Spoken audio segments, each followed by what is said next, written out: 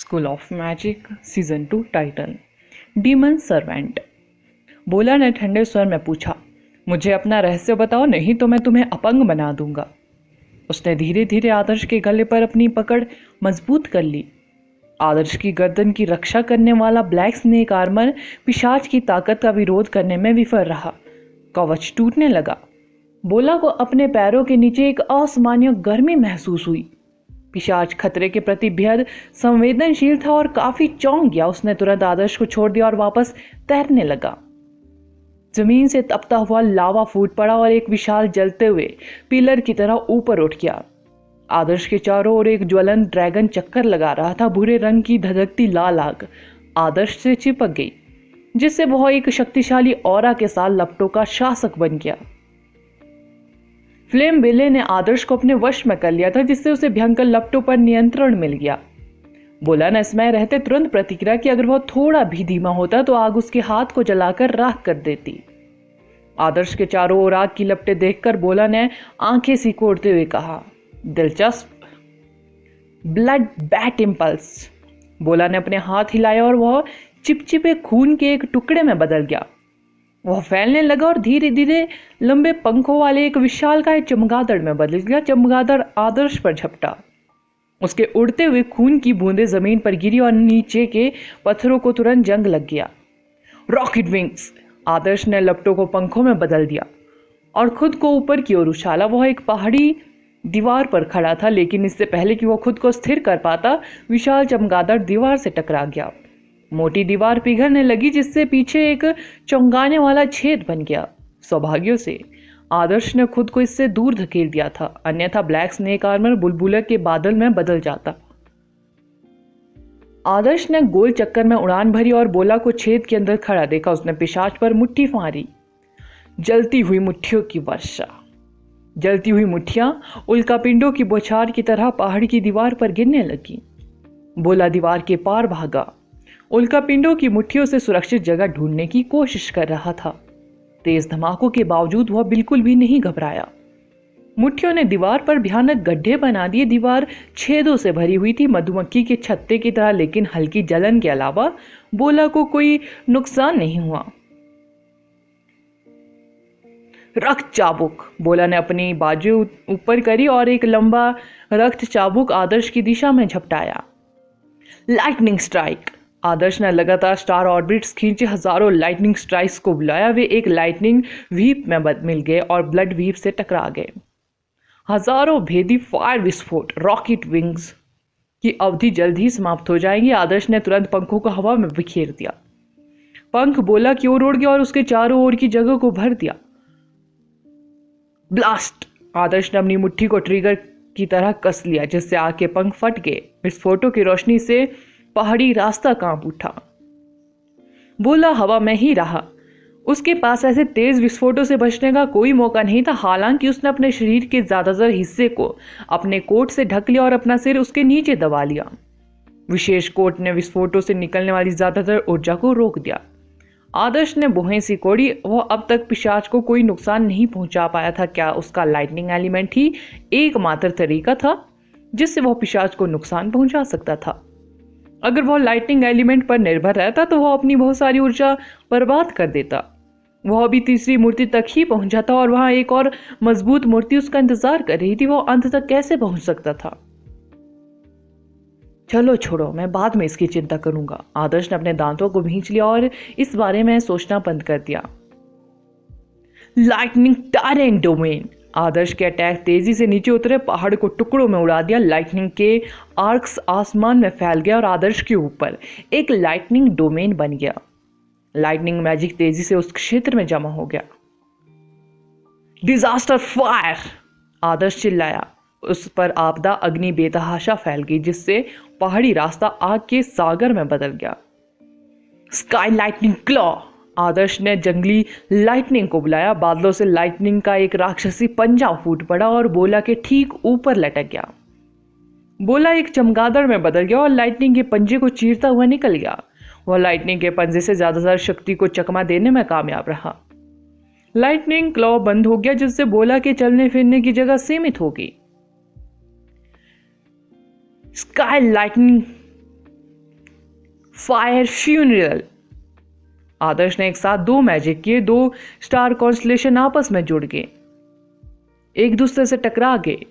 आदर्श के लाइटनिंग झटकों के बीच आग की लपटों में घिरा एक उल्का पिंड आसमान से गिरा। यह स्काई लाइटनिंग क्लॉ के ठीक बीच में गिर रहा था।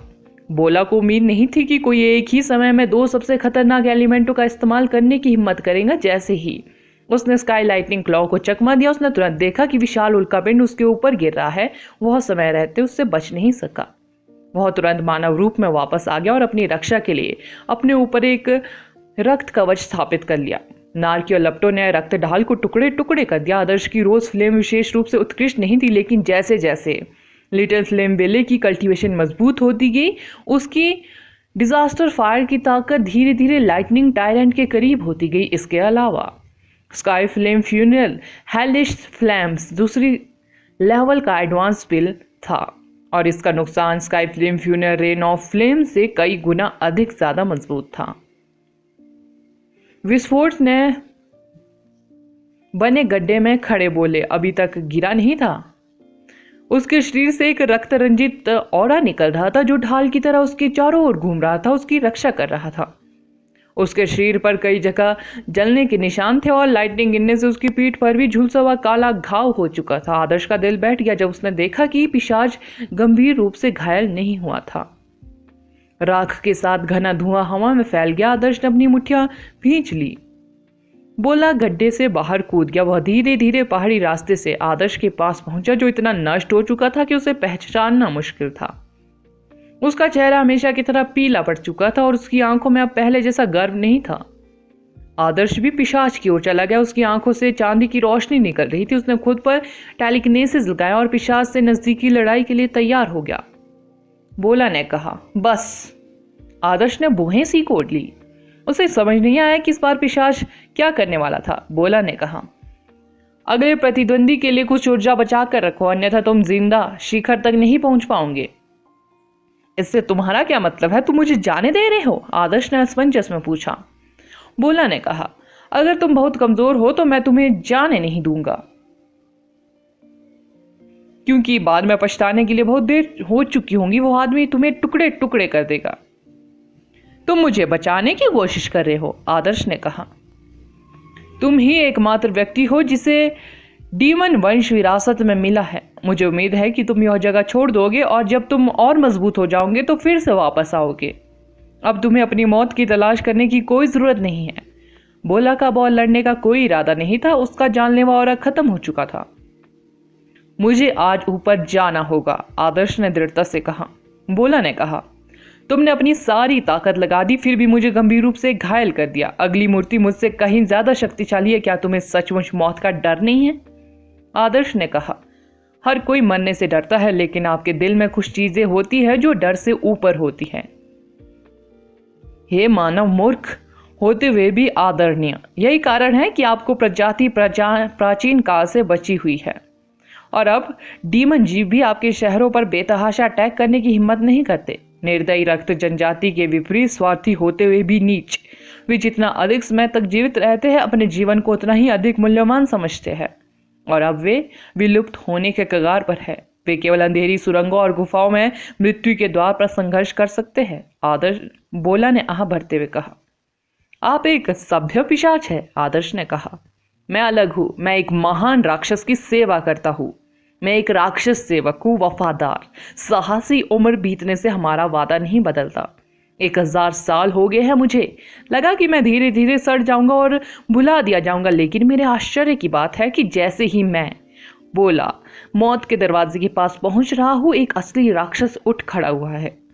कृपया मुझे अपनी परीक्षा के लिए माफ करे और कृपया मेरी वफादारी स्वीकार करे। मेरे पिछले स्वामी केवल एक दिन से भी कम समय के लिए राक्षस की शक्ति को बनाए रखने में कामयाब रहे और इसलिए मैंने इस जगह की रक्षा करने और किसी तरह बीते समय को भूलने की कसम खाई है।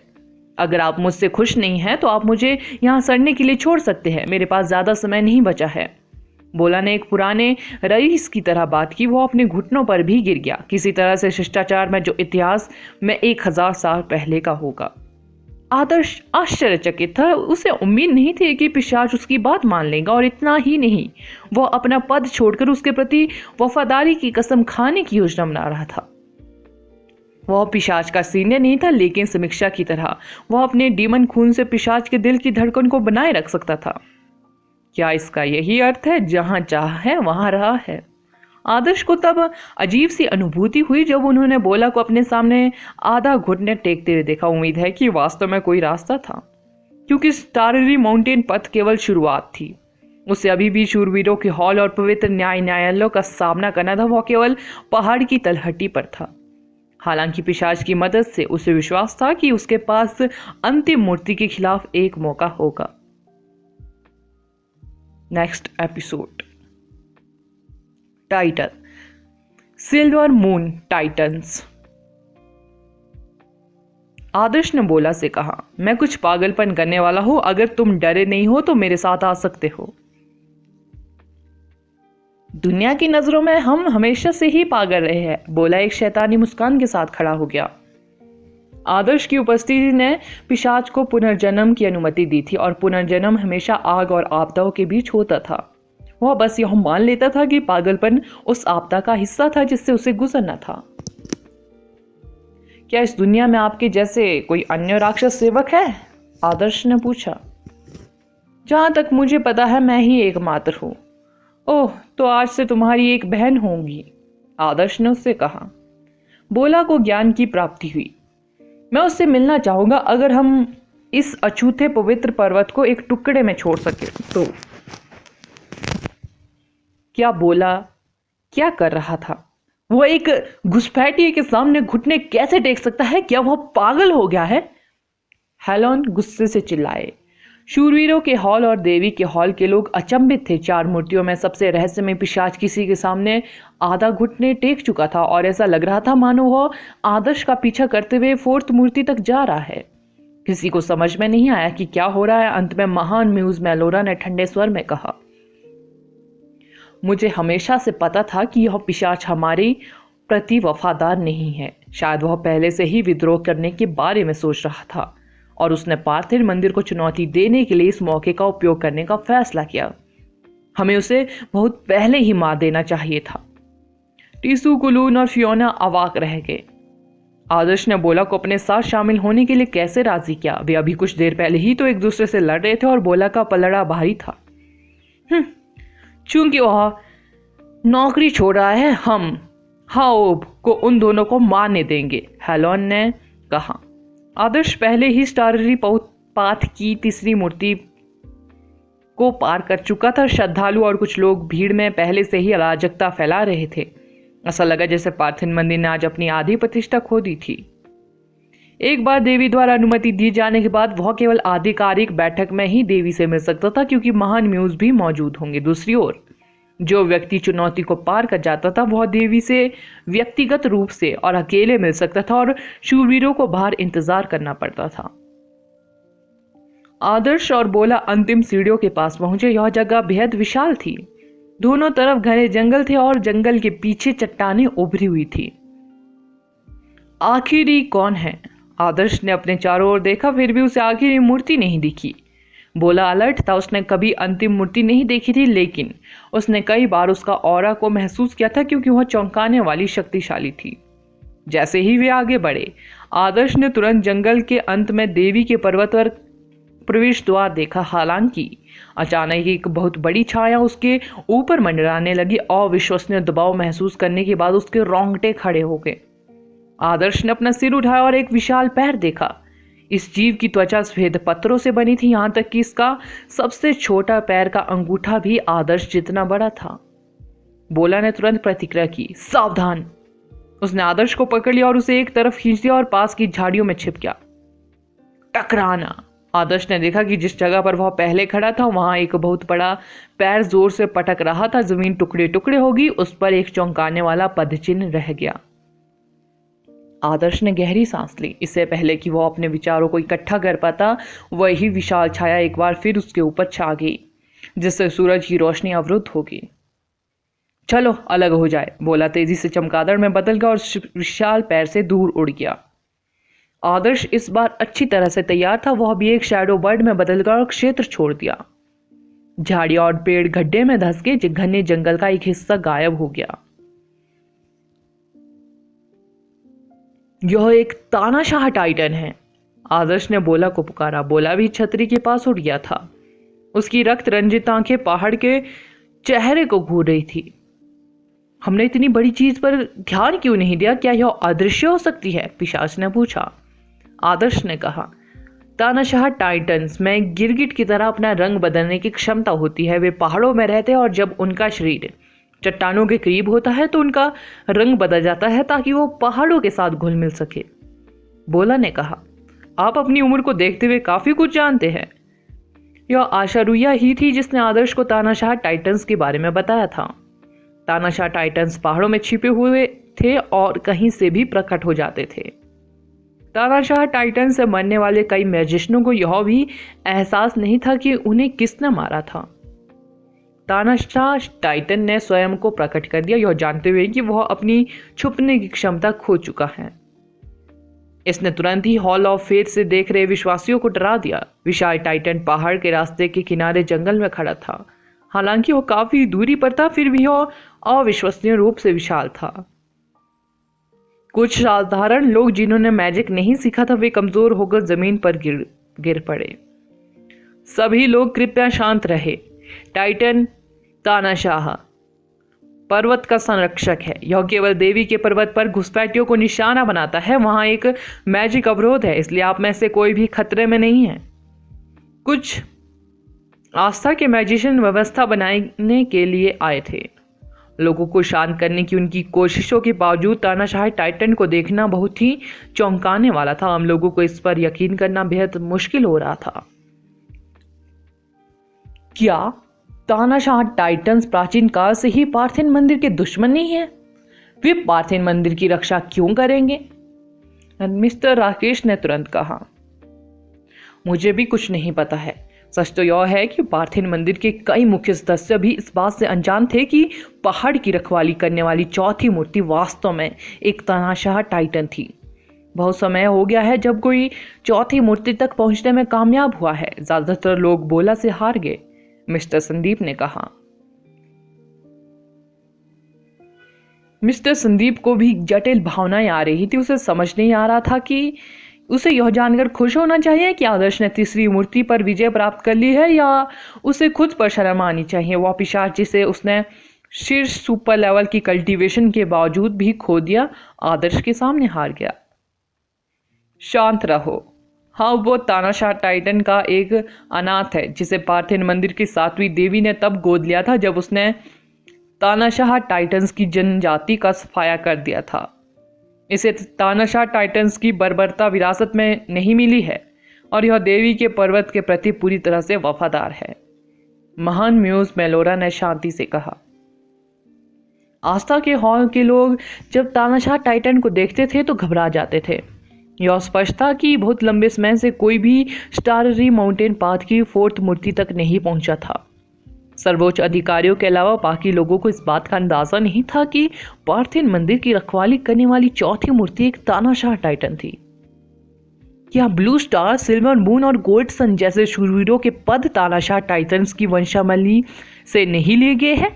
यह एक सिल्वर मून तानाशाह टाइटन है, खुलून ने कहा। आदर्श को तानाशाह टाइटन्स के रैंक के बारे में थोड़ा बहुत पता था। तानाशाह पर उन्हें जो मिला वह सिर्फ एक ब्लू स्टार तानाशाह टाइटन था। फिर सिल्वर मून तानाशाह टाइटन पहले देखे गए टाइटन से कहीं ज्यादा शक्तिशाली था। आदर्श का मानना था कि बोला की मदद के बिना सिल्वर मून टायरेंट टाइटन के खिलाफ उसके पास कोई मौका नहीं था। इस बीच तानाशाह टाइटन अपनी चाल चल रहा था। थप थप थप टाइटन ने जंगल को रौंद दिया और अपनी मुट्ठी जमीन पर पटक दी। सिल्वर मून फिस्ट शॉकवेव ने पहाड़ को हिला दिया और जंगल को नष्ट कर दिया। आदर्श और बोला पहले ही काफी दूर चले गए थे, फिर भी वे अभी भी भयानक बल से उड़कर गिर गए थे। नेक्स्ट एपिसोड जानने के लिए बने रहे मेरे इस चैनल के साथ। Thank you.